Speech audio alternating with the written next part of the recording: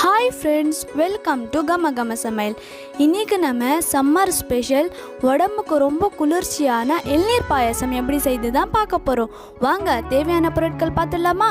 கம கம கம கம கம கம சமையல் வெட்டி வெட்டி கட்டி கட்டி இது நம்ம படையல். கம கம கம கம கம கம சமையல் வெட்டி வெட்டி கட்டி கட்டி இது நம்ம படையல். இந்த மாதிரி சாஃப்டான 2 இளநீர் எடுத்துக்கலாம்.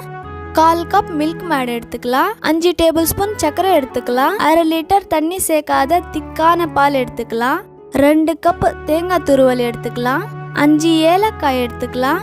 10-12 முந்திரி பருப்பு எடுத்துக்கலாம். கட் பண்ண இளநீர்லேருந்து இளநீர் தண்ணி எடுத்துக்கலாம். இவ்வளோதாங்க இந்த ப்ரிப்ரேஷனுக்கான தேவையான பொருட்கள். அகலமான பாத்திரத்தில் பால் ஊற்றிக்கலாம். 1/2 லிட்டர் பாலை 1/4 லிட்டர் பால் ஆகிற வரைக்கும் காய்ச்சிக்கலாம். இது ஆகட்டும். இப்போ பேன் வச்சுக்கலாம். பேன் சூடான உடனே 2 டேபிள் ஸ்பூன் நெய் போட்டுக்கலாம். நெய் உருகிடுச்சு. இப்போ முந்திரி பருப்பு போட்டு வறுத்துக்கலாம்.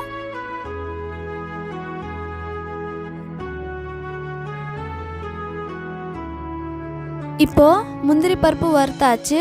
கொதிக்க விட்ட பாலை கலக்கினே இருக்கணும், இல்லைன்னா அடி பிடிச்சிடும். இது ஃபுல்லாகவே லோ ஃப்ளேமில் வச்சு தான் செய்யணும். இப்போ பாருங்க, 1/2 லிட்டர் பால் 1/4 லிட்டர் பாலாக குறைஞ்சிருக்கு. 1/2 லிட்டர் பால் இந்த மாதிரி நல்லா திக்காகணும். இந்த ஸ்டேஜில் மில்க் மேட் சேர்த்துக்கலாம்.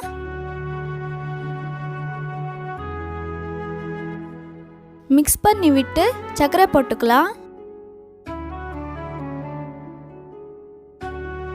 சர்க்கரை கரைஞ்ச உடனே ஃப்ளேம் ஆஃப் பண்ணி ஆற விட்டுடலாம். இப்போ துருவி வச்ச தேங்காவை மிக்ஸி ஜாரில் போட்டுக்கலாம். இப்போ 3 டேபிள் ஸ்பூன் இளநீர் தண்ணியை போட்டு அரைச்சி எடுத்துக்கலாம். இப்போ இதுலேருந்து கெட்டியான தேங்காய் பால் எடுத்துக்கலாம். இப்போ பாருங்க, கெட்டியான தேங்காய் பால் எடுத்தாச்சு. ஒரு இளநீரை எடுத்து குட்டி குட்டியாக கட் பண்ணி எடுத்துக்கலாம். இது ஏன் செய்கிறோன்னா, பாயாசம் எடுத்து சாப்பிடும்போது அந்த பீஸ் வரும் இல்லையா, அது ரொம்ப டேஸ்டாக இருக்கும். அதே மாதிரி இன்னொரு சாஃப்டான இளநீர் எடுத்துக்கலாம். இப்போ பாருங்க, ஸ்பூனில் எடுத்தாலே எடுக்க வருது. இந்த மாதிரி இளநீர் எடுத்துக்கோங்க.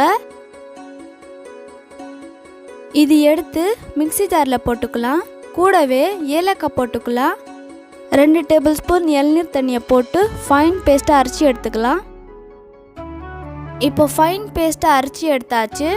ஒரு பவுல் எடுத்து நம்ம குட்டி குட்டியாக கட் பண்ணி வச்ச இளநீர் போட்டுக்கலாம். இது கூட இளநீர் பேஸ்ட் சேர்த்துக்கலாம். திக்கான பால் ஆறி ரெடியாக இருக்கு. இது இப்போ சேர்த்துக்கலாம்.